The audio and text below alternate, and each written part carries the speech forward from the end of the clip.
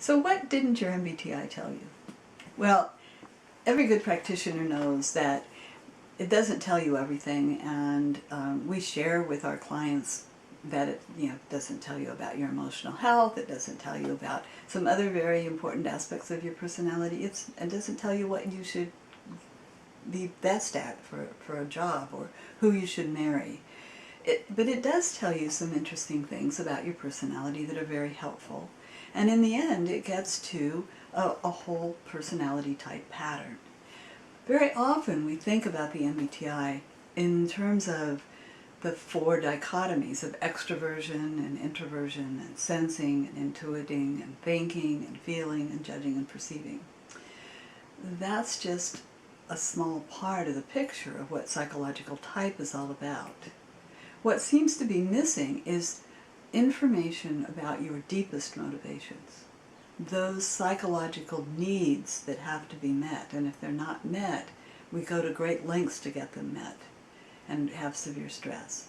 It doesn't necessarily tell us about our energy patterns as we interact with each other. It can tell us a little bit about the energy, but not a bigger pattern and what the theme of that is. And just looking at those preferences doesn't tell us about our whole cognitive dynamic pattern, which was what Carl Jung was talking about and what Isabel Myers talked about as she developed it. And she was known for saying, there are 16 whole types, so it isn't just about those parts or those aspects. So I'd like to share with you just briefly today what some of those other things are that can relate to the whole type pattern and that actually help you clarify your best fit or help your clients, if you're a practitioner, clarify the best fit. And they will give you information that help you self-manage. And self-management is really important. Some people call this self-leadership. And you really can't have leadership without self-leadership. So let's look at the first one, the essential motivators. Essential motivators have been around for a long time under the name of temperament, as first explained by David Kersey. And these essential motivator patterns are really what deeply motivates us. We are motivated to get these core psychological needs met. So we have 4 names for those patterns. We have improviser, we have stabilizer, we have theorist, and we have catalyst. And each of those has a talent. And that talent is for helping us get that itch scratched that those core needs create.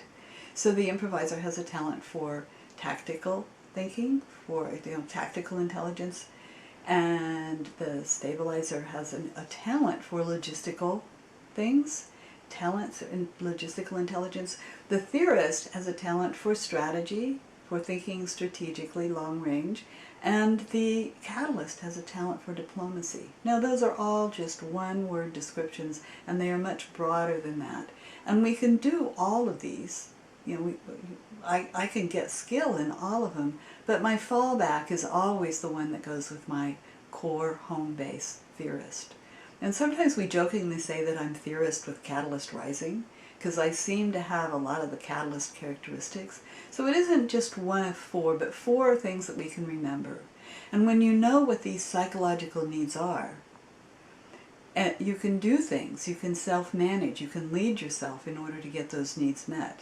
And you can put yourself in work situations where, to the degree that you can, you recognize that, oh, I'm applying strategy, that's my story, when really what's needed is tactics. And I'm wasting this person's time by giving them the whole strategy, and we will get a whole lot more done if I approach it by giving her the tactical information.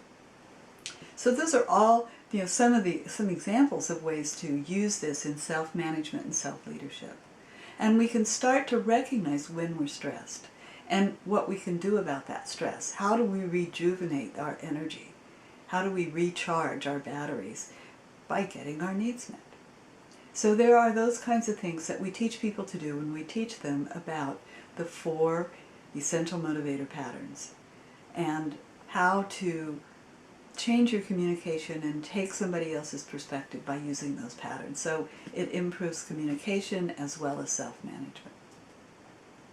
Now there's another lens we use, and so we use a multi-lens approach that we've developed over the course of, oh my gosh, it's been so long, I can't remember when we first started doing this, late 1980s, I believe. And so here we are using this multi-lens approach. So you can look at the 4 temperaments, or essential motivator patterns, or you can look at the 4 energy patterns. Now these energy patterns show up in the way we move. And now the way I'm talking to you right now isn't really my natural energy pattern. I know that, but I know if I talk to you in my natural energy pattern, you'll go to sleep. Because it's kind of laid back and quiet and calming and soothing. So, you know, I can shift that energy from my natural behind the scenes to have a more engaging, get things going kind of energy. And I can learn about that, and I can know that if I have to sustain that too long, I'll be in trouble. So I'm self-managing in that way. And if I have a job that requires me to do that kind of upbeat engaging all the time, I will be exhausted at the end of the day. There's also, so we have behind the scenes, we have get things going, and it's get things going toward a goal, by the way, I have to tell you that. So it's not just about getting them going, but it's really about getting them going toward something. Chart the course is an energy pattern that sometimes it's a little easier for me to move into. Yeah, I can move into that from my behind-the-scenes place because it's still fairly open-ended. Fairly, you know, thinking in advance and kind of quiet and structured a little bit. So it's not all kinds of sequential planning, but having a course of action, and that kind of energy pattern is a little more contained. So then there is the last one, which is in charge. And the in charge pattern is one where the focus is on achieving things and getting an achievable result. So it often is one that is out there, very certain, and conveys an aura of confidence. Okay, so you could see me subtly shift as I talk about those, and some are easier for me to shift to than others. I can better lead myself if I know what pattern is natural for me. And I can know that I can't sustain in charge very long, but I can do it at the beginning of a workshop. Or I can do it sometimes on the phone when I really need to convey something that I can't convey with a whole lot of words. So, you know, we can learn to manage our energy that way and control what stresses us, and put ourselves in situations. Again, career choice, energy, talents, all of those things are there in those 4 patterns.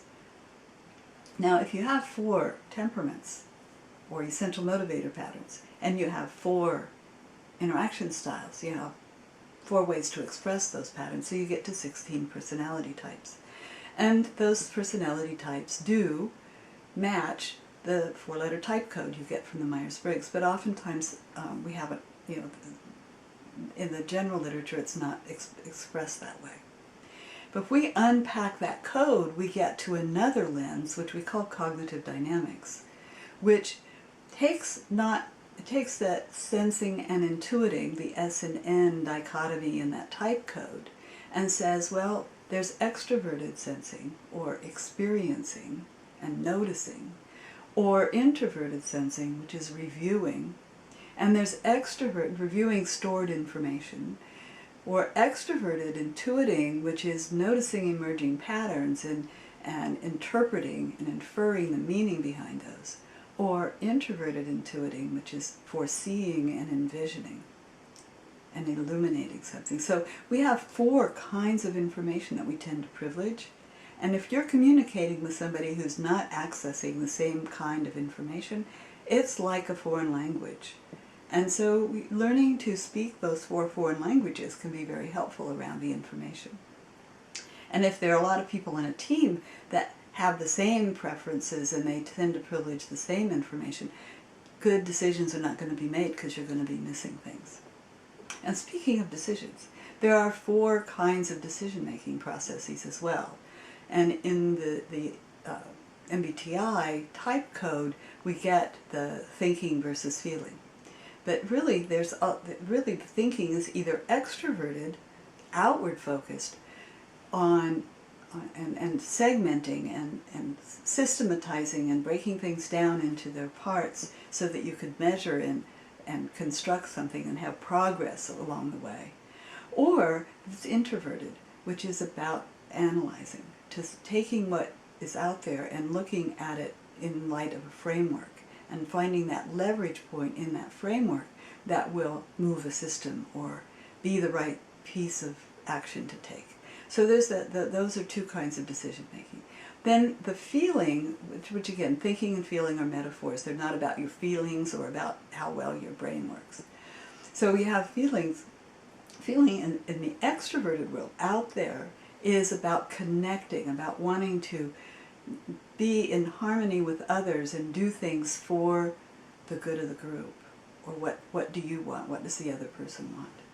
And then when that process is more focused inward, it's about valuing and weighing the different values and noticing what's important and what's not important.